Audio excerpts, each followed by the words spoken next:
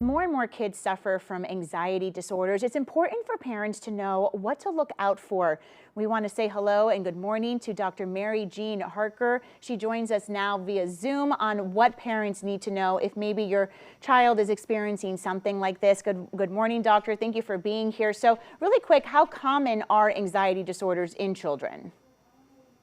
Thank you, Natalie. Anxiety disorders are very common in children. When you think about it, 1 in 6 youths are diagnosed with a mental health condition, and really almost 25%, 26% to be accurate, have been hospitalized, according to a Journal of American Medical Association article.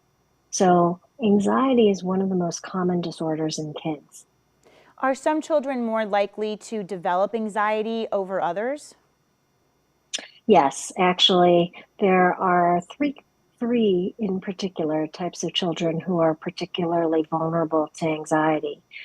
Kids who have had diagnosis of autism are 2 times more likely to develop anxiety. Children who have parents who are have a diagnosis of anxiety or have another mood disorder diagnosis are more commonly diagnosed with anxiety. And finally, kids who've experienced an ACE or an adverse childhood experience, such as abuse or neglect, are also more vulnerable to developing anxiety. So what are some things that parents should be looking out for? What are the signs of anxiety? Yeah, so that's a really good question because everybody feels anxious once in a while, right? Anxiety is defined as fear or worry, but when it's persistent or when it becomes excessive and it's accompanied by physical symptoms is when you should maybe start wondering whether the diagnosis is just ordinary anxiety or it's moved into an actual diagnosis of anxiety. So some of the physical symptoms we typically associate with anxiety are the ones like panic disorder, right? Dry mouth, feeling like your heart's racing, um, uh, a feeling of a sweaty palms. But it actually can be more subtle and constitutional. So you can have a headache and have anxiety, or you can have excessive um, need to go to the bathroom or diarrhea, or you can just feel really, really tired. And that can also manifest as anxiety.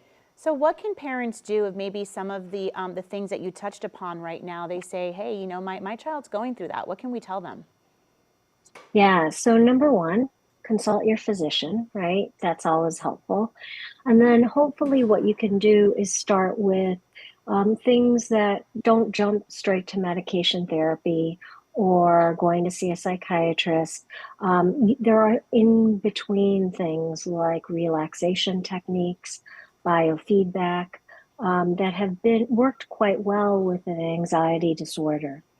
If you do need to step it up and see a therapist, they can put you on medication, or more commonly, and what has worked quite well, is what we call CBT therapy or cognitive behavioral therapy.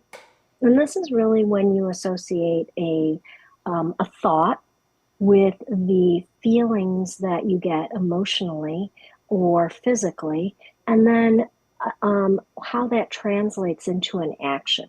So it's really identifying that process and then trying to do something about that once you've identified it. Dr. Harker, is there anything else that you want to add that we can just let parents know about?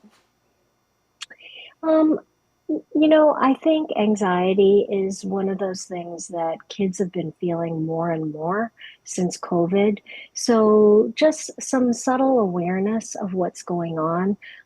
There are things like generalized anxiety.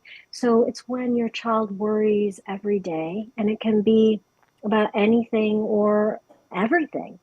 Or if you notice your teen is having, or near teen is having some social phobia, right?